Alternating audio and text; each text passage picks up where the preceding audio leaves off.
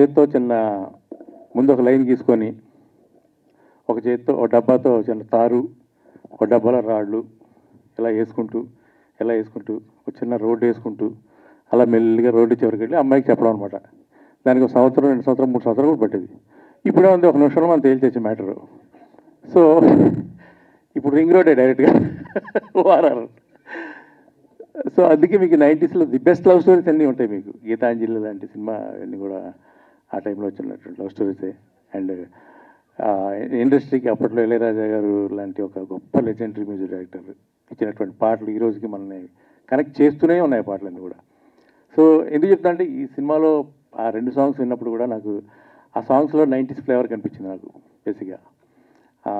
రీసెంట్గా మనం చూసారు కదా సంక్రాంతికి వస్తున్నాలో కూడా ఆ పాట ఎంత పెద్ద హిట్ అయిందో. సో అది ఎగ్జాక్ట్గా 90s సౌండింగ్ అదంతా కూడా. సో ఈ కథ మధురం అన్నారు కాబట్టి ఈ మధురం డెఫినెట్గా చాలా స్వీట్గా ఉంటుంది, మధురాతి మధురంగా ఉంటుంది అని నా ఫీలింగ్. పొద్దున మా సురేష్ ఆయన ట్రైలర్ పంపించారు అంటే ట్రైలర్ చూడగానే అసలు వెంటనే మెసేజ్ పెట్టాను, చాలా అద్భుతంగా ఉందని చెప్పి డైరెక్టర్కి హీరోకి వాళ్ళందరికీ నా పర్సనల్గా విష్ చేయండి అని చెప్పి. అంత నచ్చింది నాకు ట్రైలర్. అందుకే ఖచ్చితంగా వెళ్ళాలి అని డిసైడ్ అయ్యి మరి వచ్చాను వాళ్ళ ఈ ఫంక్షన్కి.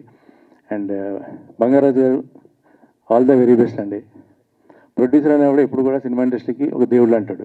ఎప్పుడైనా సరే ప్రొడ్యూసర్ లేకపోతే సినిమా ఇండస్ట్రీ లేదు, సినిమాలు రావు. సో ప్రొడ్యూసర్ ఎప్పుడు చల్లగా పచ్చగా ఉండాలని నేను ఎప్పుడు కోరుకుంటాను దేవుడిని.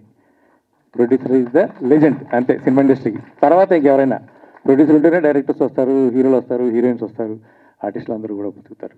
So all the very best sir. ఈ సినిమా పెద్ద హిట్ అవ్వాలని మనస్ఫూర్తిగా కోరుకుంటున్నాను.